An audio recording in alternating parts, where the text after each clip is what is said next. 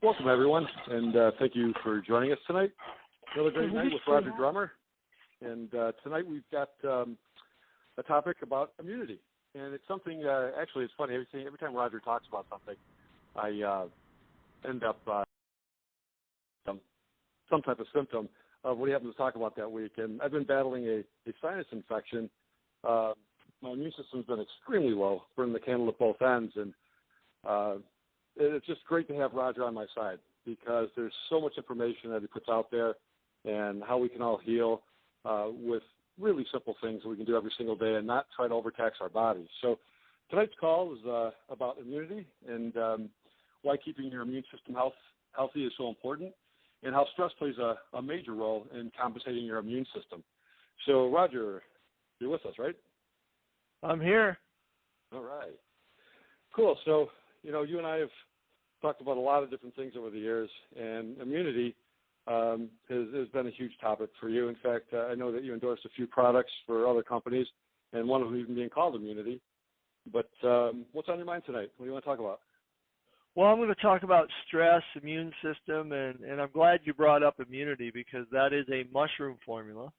And, everybody knows who knows me, I have a patent in growing mushrooms. And what are mushrooms normally used for? Boosting your immune system. Although there is a couple that have a much wider, broader use, things like cordyceps. Cordyceps is an amazing mushroom for boosting your adrenal function, your lung function. It's really great for building mitochondrial energy in your cells. Reishi mushrooms, a great immune system tonic. It's also a very nice adaptogen, calms your nervous system. It's also an herb that's been used for thousands of years to help people meditate. So it has a lot of different layers of activity. And so, immune system and immune system functions have been part of my life for a long time. And tonight I'm going to kind of talk about what the difference is between just depending on mushrooms or other herbs for immune system as opposed to getting into adaptogens and adaptogenic herbs for immune system and kind of Roger, paint a broad picture about what it's all about. If I can interrupt here, for those of you who don't really know what adaptogens are, if you're not familiar with them, we've got a website, which is herbworks.com, HerbWorks, herbworks.com. And Roger talks extensively about adaptogens there. In fact, got a couple products that he's formulated that have been life changers and game changers for a lot of people. So, anyway, Roger, go ahead. All right. Well, just to give you a brief synopsis of adaptogens, they're basically herbs that work on your glandular system. Think of your glandular system as the, what would you call it, the software in your computer. It's the system, the operating system of your computer. It's the operating system of your body. Your glandular system basically runs everything. And what is the master part of your glandular system? The HPA axis, which is what we talk about all the time with stress. And so that basically regulates everything that's going on in your system. So it's really important to keep that finely tuned and working properly.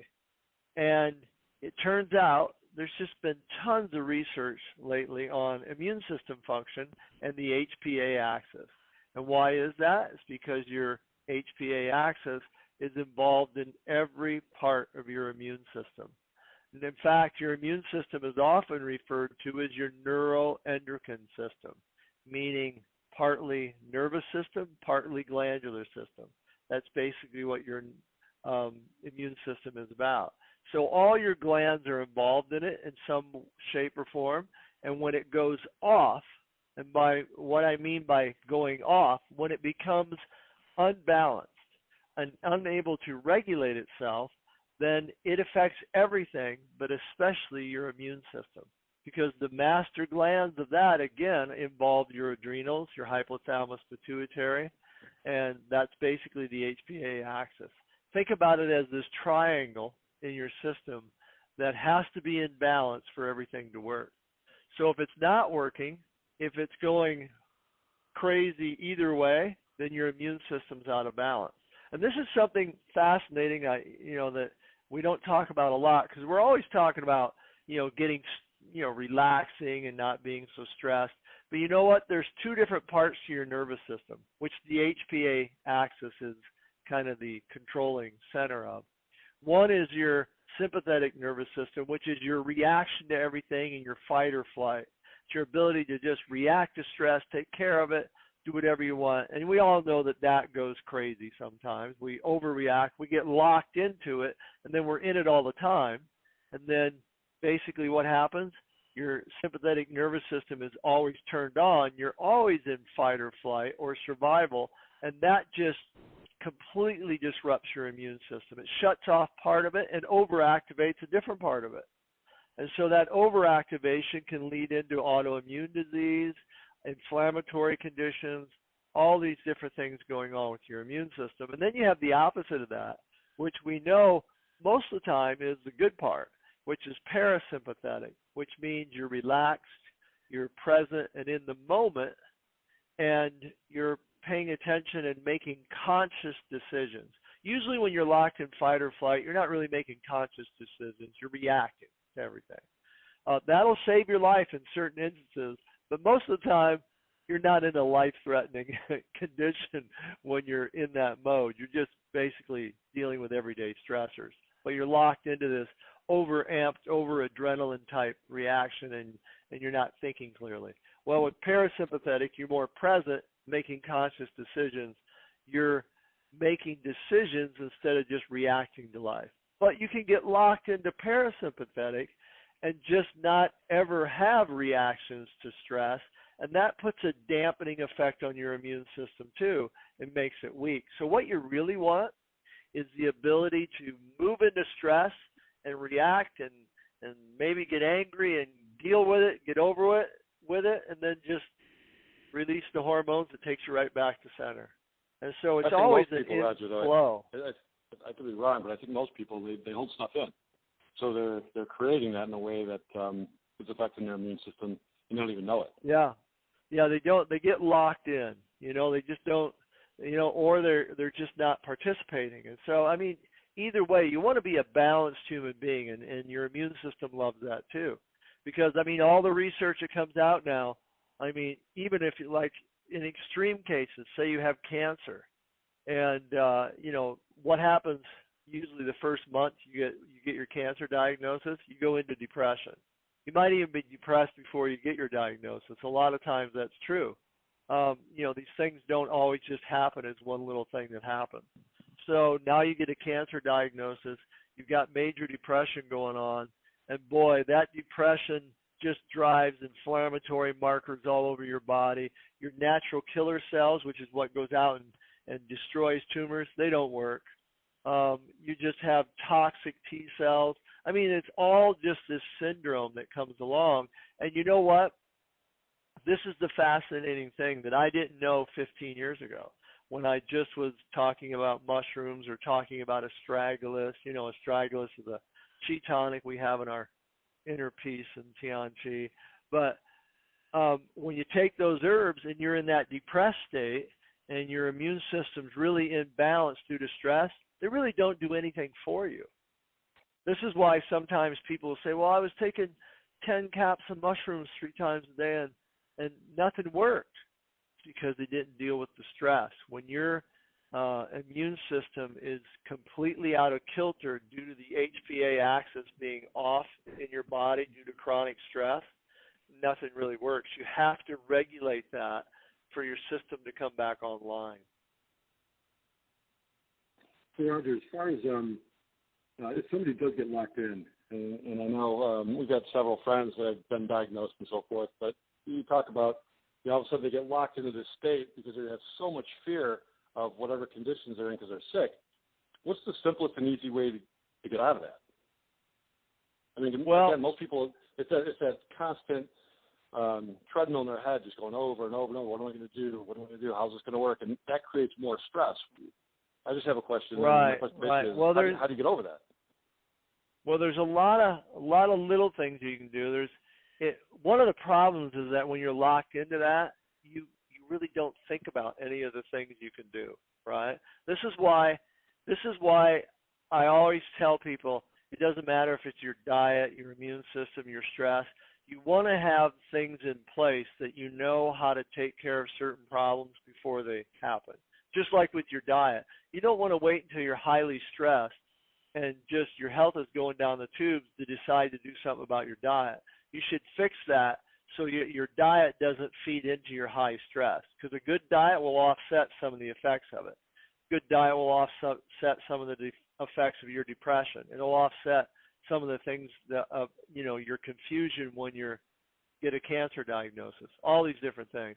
But also your stress formulas. We talk about inner peace a lot for stress, but, and everybody in the West here, and I'm talking about America, always thinks, well, stress, it's all cortisol, stress hormone.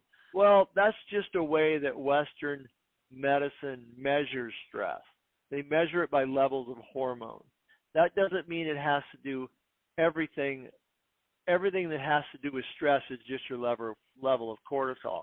You can take something that artificially drops your cortisol and still just be as stressed out as can be, because you haven't changed your mind. You haven't changed how you're actually viewing things. And that's part of what I like to do with herbal formulas, is that it has an energetic effect of changing how or what part of the brain is activated, so you have an easier way of moving into a part of your brain, in this case the frontal lobe, which has more to do with creativity, with energy, and seeing a bigger picture of things. And this is why, with a lot of times with things like cancer or some other debilitating illness, they often say the best thing you can do is just get out of the house and go do something you never usually ever do, and just get away from your entire life. It could be bowling. You haven't bowled in 10 years. It could be going to an art museum. It could be doing anything that just removes you from your environment, because when you get in something that you're not used to, then you relax and you start focusing on something because you're paying more attention because you're not used to doing it, and you forget all your problems. And the beauty of that is sometimes in that state, you will be presented with the answer to all your problems, because you're not focusing on it and you're not just feeling sorry for yourself. You're doing something else, and all of a sudden this message comes through and you go, oh, yeah, this is what I'm doing wrong. This is what I need to do. So you got to get out and engage in something else when all these traumas are actually happening to you.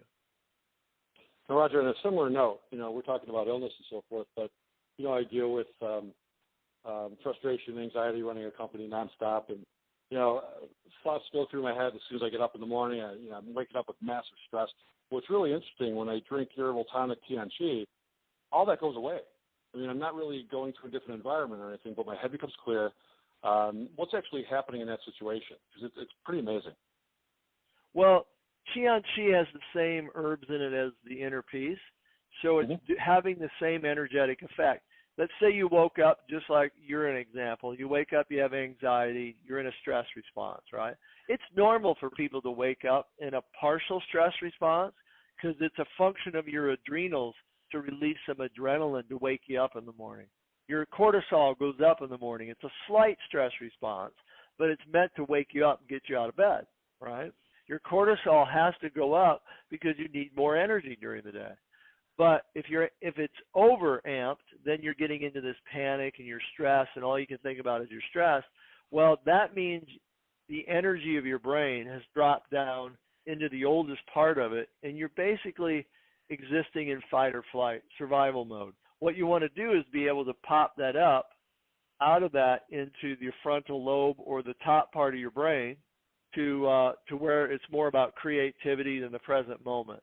It's more of a dopamine-based thing as opposed to a pure adrenaline, fear-based survival mode, right? So that's what Tianchi does. It changes your brain energetically, and then it gives you some nutrients along with that have an effect on your pituitary, your pineal gland, which are part of your glandular system that energizes those other areas of your brain. So it's easier to stay there or to move into that and then get involved with something else and not be as stressed out. It's just part of the energetics of that formula. was interesting too. I realized yesterday, I've been battling the sinus infection for a while, right? And I've had chronic sinusitis for 20 years due to the construction industry I was in, and all the chemicals I was breathing at the time. But I wasn't feeling that great yesterday. I wanted to finish a backyard project, right? I didn't feel like doing it. And I guess I'm going to relate this to, like you said, just get yourself in a different place and say something that you'd never do, right? Well, I had to do a project anyway, so I went into the garage and started working on it. And I didn't feel good at all when I started, but because I started to move, just get out of the funk that I was in, when I was halfway through doing what I needed to do, I actually felt great. And it was just that whole thing of just being in a different realm of, instead of that treadmill running through my head, that right. Well, in Chinese medicine talks about that all the time, that states of depression, low immune system function, all these different things are related to energy not moving in your body. This is why there's been studies put out that show that doing jumping jacks for 15 minutes a day works better than most antidepressants. I don't know and if it you shows can do 15 minutes of jumping jacks, but I can't. Well, not maybe at one time, but you can space it out during the day, 5 minutes at a time, right? And they find that it works better. Why is that? Because it moves your chi.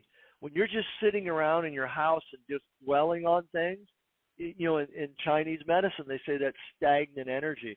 So nothing's moving, nothing's connecting, and then you get kind of gloomy.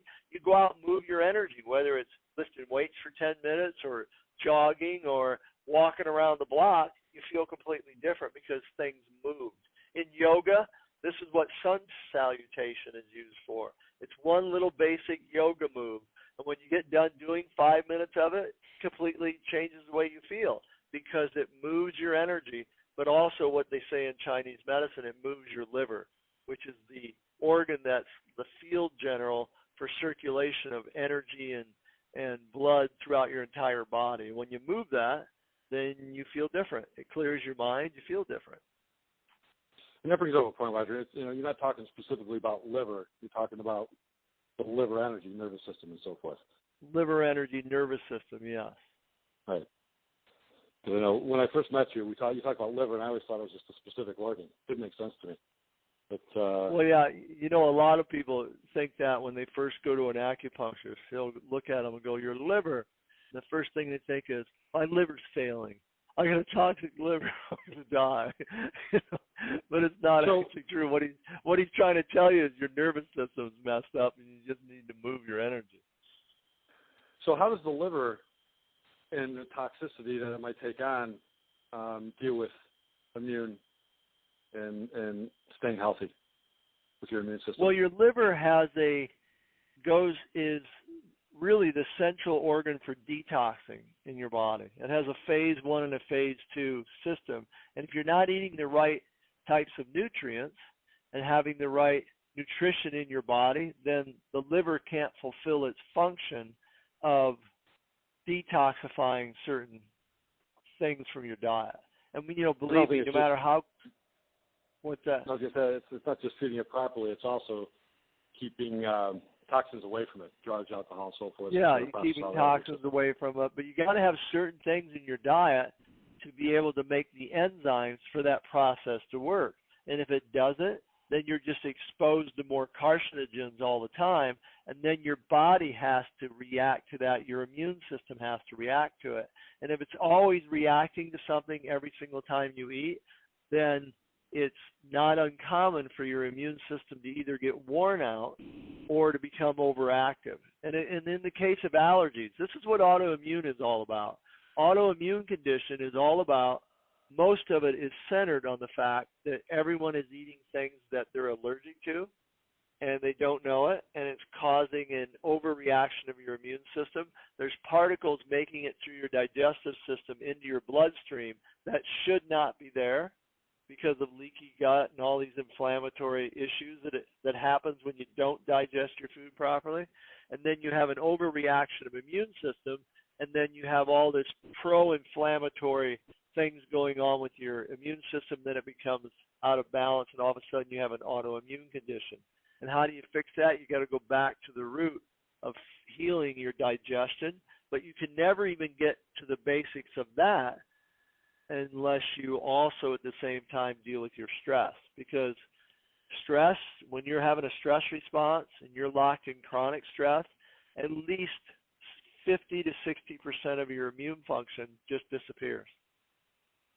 Roger, somebody had asked you, and I don't know what the answer was, but they asked about, how reduced stress hormones enhance tumor growth. What's that about? What was that? I didn't hear you. You're kind of muffled. How stress hormones can enhance tumor growth. What's to do with that? Well, because stress hormones raise the level of inflammation in your system, right? And when if you have elevated stress hormones, you're having a stress response, right? It just doesn't happen by itself.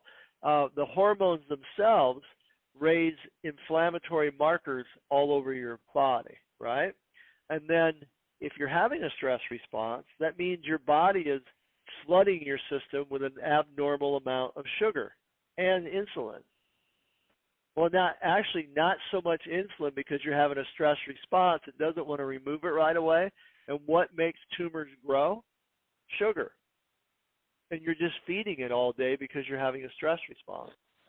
So that's how your diet feeds into the whole thing. You become stressed out. You're having a stress response. Maybe you're depressed. All this causes, release of extra glucose into your system because your body thinks you're stressed and it's fight or flight. It doesn't know anything else. Now you have elevated blood sugar all day long, and you're just feeding your tumors, which are growing like crazy because you're stressed out. Pretty interesting. As far as the herbs and Tianchi, you work with the adaptogens and so forth, and I know you've worked with thousands and thousands of clients, and it basically came to the conclusion that stress causes everything. I mean, that's one of the stories you constantly tell. But if somebody wasn't aware of adaptogens or didn't have the ability to afford them or, whatever, what could they do to reduce their stress in a natural way?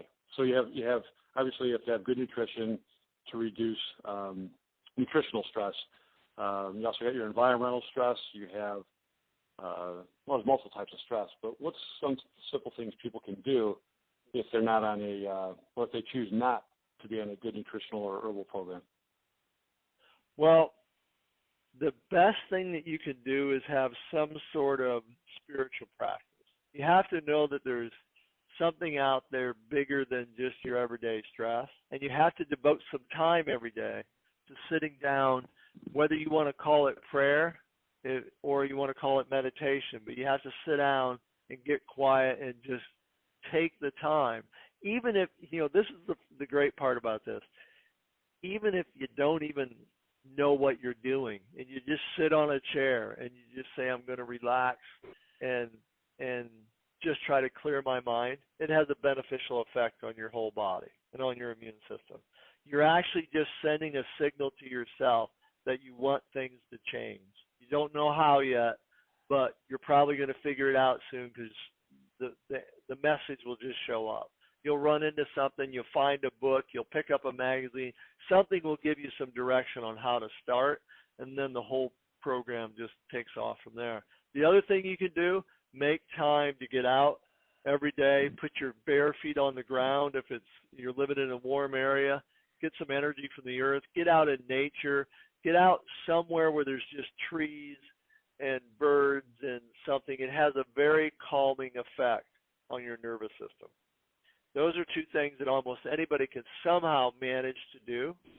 And the other thing, just kind of shut off your TV and your computer.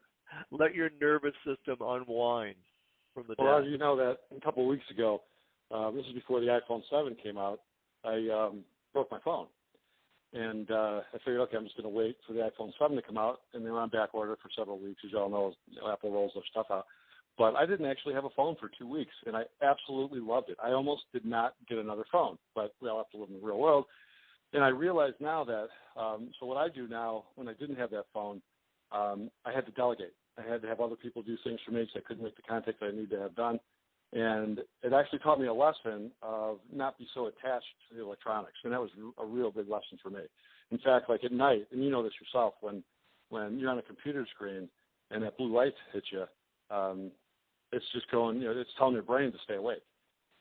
and that was a huge factor for me. So a lot of this sinusitis that I'm dealing with right now is also lack of sleep. I have not been able to sleep just because of the infection and so forth, and it's sort of like a catch-22. You have to sleep to repair, but I was so imbalanced I couldn't sleep. And I know that just totally weakened my immune system, and it took about a week and a half of just being conscious of what was going on before it started to stabilize and normalize. And that was a rough road for me because I usually don't get that bad. But think about this with stress. Think about this with stress and sleep. In case you're not familiar with these terms, your metabolism has an anabolic state and a catabolic state. It kind of parallel to being stressed and not being stressed. In an anabolic state, you're actually building your system up. You're repairing things. Your cells are repairing. They're moving toward growth. In a catabolic state, you're basically just tearing everything down, right? Well, this is the problem with stress. When you're constantly in chronic stress, your body can't really build much anything. You're not strengthening your skeletal system. You're not building, and repairing anything in your brain or anywhere in your body. You're basically just tearing everything down continuously or trying to hold an even keel, right? So you have to be able to shut off that stress response to move into anabolic state. Now, normally when you sleep, if you're a content human being, let's just say you're able to let go of your stress at the end of the day, and you go to sleep, sleep is an anabolic state. And in that state, you use up almost 70 to 80% of the calories you consume that day to rebuild and regenerate your entire system while you sleep. But if you're chronically stressed and you go to bed and you're fidgeting around and you don't really fall into that deep sleep, you miss that whole state of anabolic metabolism. You just stay in catabolic, so you're breaking down. You don't use much of the nutrients that you consume during the day, and nothing gets repaired. And this is why chronic loss of sleep is so detrimental to your system. Not only do you not shut off the stress, but you miss all that time where in the first hour and a half where you release human growth hormone, and then your body goes into this just massive rebuild, regenerate, clean everything out. Your brain washes itself 4 times during the night just to detox your brain, because your brain doesn't have a lymphatic system. It washes itself with fluid to cleanse your brain and rejuvenate it while you're in deep sleep. So all these things go on, but you miss it all if you're chronically stressed and you're trying to sleep. Something I didn't know. Never heard you talk about that before. Pretty wild. Yeah, it's funny when at the beginning I was talking about how, back when I first got into Chinese herbology, there was something we always talked about, which was Fuzheng therapy. Fuzheng therapy was big in China. It still is. I mean, it's a standard method of therapy. And what it means is supporting the righteous while undergoing radical therapy. Really what that means in American terms, it means supporting someone's life force while they're being radiated and chemoed for cancer. Because that's where the whole therapy came about in China, because they adapted Western medicine for cancer back during the revolution. They wanted to westernize and bring it up to modernization. But they realized quickly on that that type of medicine often just kills people. So their therapy to offset that was called Fuzheng therapy, which was what they did was take Chinese tonic herbs, things that were immune system herbs and adaptogens, and they had someone on an entire program of that to keep them alive while they gave them therapy. That's something we don't recognize here. In the United States, they'll tell you, don't take any vitamins, don't take any herbs. You can't do anything, right? Well, a lot of that has to do with the fact that they're running a clinical trial. You're part of it, but you don't know it, right? They just want to get clean results on stuff. But the reality is that's a drastic time where you need to support your own health, right? And in China, that's what they do is Fuzheng therapy. And you know what? Every single herb I used in the shop when I worked in LA, and I use now in my formulas that I make at HerbWorks. They're all part of Fuzheng therapy. They're all herbs that help regulate your body and help it withstand stressors and keep its ability to regulate itself and balance your entire system. That's what all those herbs are about. That's what Fujing therapy is about. But, today we just talk about it more with regulating stress and keeping your system balanced and all that. But it's still part of the same idea. Roger, you did a talk on Fujing therapy years ago. I'm going to have to pull out that recording and put it on our website. And for those of you who haven't been to our site, it's herbworks.com. We've got numerous, a dozen calls on there that we've done. Check them out. It's under a podcast section. I think it's under the blog on the website. And you can get a lot more information on Roger. And, if you haven't heard him talk about the three treasures or the candle of human potential, just some great stuff on the website. So check it out. Share with your friends and family. And like us on Facebook. We could use all the support we can get. This information is extremely important. And, we are the minority. If you're on this call, you're probably the minority in this country.